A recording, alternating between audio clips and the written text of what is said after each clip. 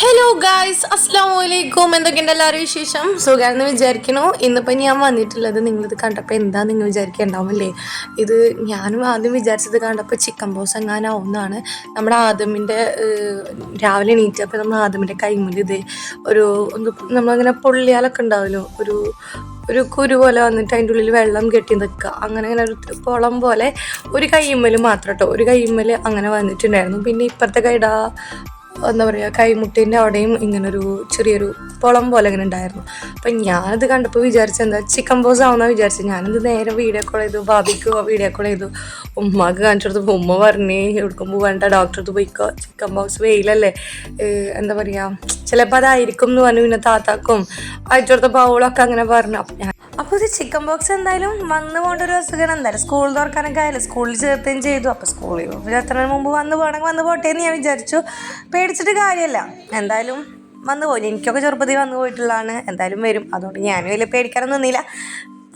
പിന്നെ നേരെ ഞങ്ങൾ ഹോസ്പിറ്റലിൽ പോയപ്പോൾ ഡോക്ടർ പറയേ ചിക്കൻ ബോക്സ് അല്ല കേട്ടോ, ഇത് എന്താ പറയുക, ചൂട് കിട്ടിയിട്ടുള്ളതാണ്, വെയിലത്ത് നിന്ന് കിട്ടിയിട്ടുള്ളതാണ്. അതായത് നമ്മൾ ചൂട് കൊണ്ടിട്ട് പൊള്ളിയതാണ് എന്നാണ് പറഞ്ഞത്.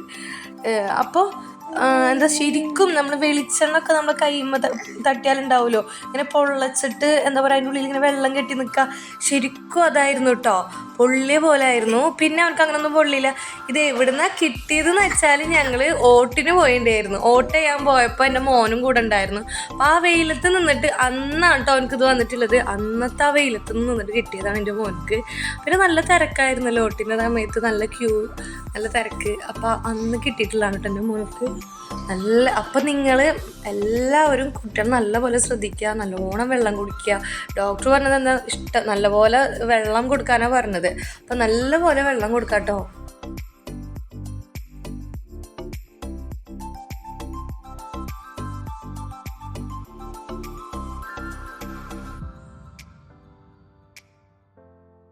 അതുപോലെ തന്നെ കുട്ടികളെ പുറത്ത് വിട്ടിട്ട് കളിക്കാൻ വിടുക വേണ്ട. ഒരു 4:30-5 മണിക്ക് ശേഷം വെയിൽ കുറഞ്ഞാൽ മാത്രം കുട്ടികളെ മുറ്റത്തിറക്കുക കളിക്കാൻ.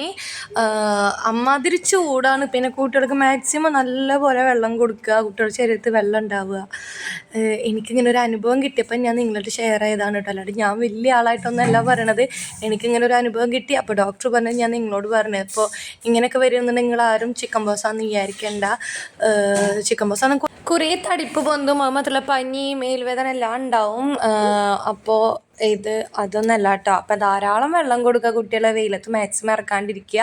ഞാൻ ഈ പറഞ്ഞ പോലെ തറവാട്ടിക്കൊക്കെ വെയിലത്ത് കൊണ്ടുപോയിരുന്നാണ്, കുഴപ്പമൊന്നുമില്ലാന്ന് ചോദിച്ചാൽ ഇത് വന്നതിൻ്റെ ശേഷം ഞാൻ വെയിൽ കുറഞ്ഞതിൻ്റെ ശേഷമൊക്കെയാണ് ഞാൻ പോകാറുള്ളൂ കേട്ടോ. പിന്നെ വെള്ളം കുടിക്കാത്ത കുട്ടികളെ ഫ്രൂട്ട്സ് ഉണ്ടല്ലോ, നമ്മൾ ചക്രമത്ത, ഓറഞ്ച്, അങ്ങനെയൊക്കെയുള്ള സാധനങ്ങളൊക്കെ കൊടുക്കുക. പിന്നെ മാക്സിമം കുട്ടികളെ 2 തവണ 3 തവണയിലും തലയിൽ കൂടെ വെള്ളം ഒഴിച്ചു കൊടുക്കുക. നല്ല തണുത്ത വെള്ളം നമ്മൾ മേത്തിൽ കൂടെ കുട്ടികളെ മേത്ത് ഇടയ്ക്കിടയ്ക്ക് ഒഴിച്ചു കൊടുക്കുക കേട്ടോ. ഞാൻ ഇവർക്ക് അങ്ങനെ ചെയ്യാറുണ്ട്. അതുകൊണ്ട് ചൂടുകുരൊന്നും വല്ലാണ്ട് പൊന്തിയിട്ടുണ്ടായിരുന്നില്ല. ഈ ഒരു സംഭവം അത്രയും വെയിലത്ത് ചെന്നുന്ന കാരണം ഇങ്ങനെ ഒരു സംഭവം അവർക്ക് വന്നത് കേട്ടോ. മമ്മേനി എല്ലാ കുഴപ്പമൊന്നുമില്ല. പിന്നെ ഇടയ്ക്കിടയ്ക്ക് നമ്മൾ വെള്ളം ഇങ്ങനെ മേത്ത് ഒഴിച്ചു കൊടുക്കുന്ന കാരണം അവർക്ക് വലിയ ചൂടുകുരൊന്നും വലിയ പ്രശ്നമൊന്നും ഉണ്ടായിട്ടില്ല. അപ്പം എല്ലാവരും ശ്രദ്ധിക്കുക, ഓക്കെ. അപ്പോൾ നമുക്ക് മറ്റൊരു വിശേഷങ്ങളുമായി വരണവരേക്കും എല്ലാവർക്കും ബൈ, ടാറ്റാ. പിന്നെ കാണാം കേട്ടോ.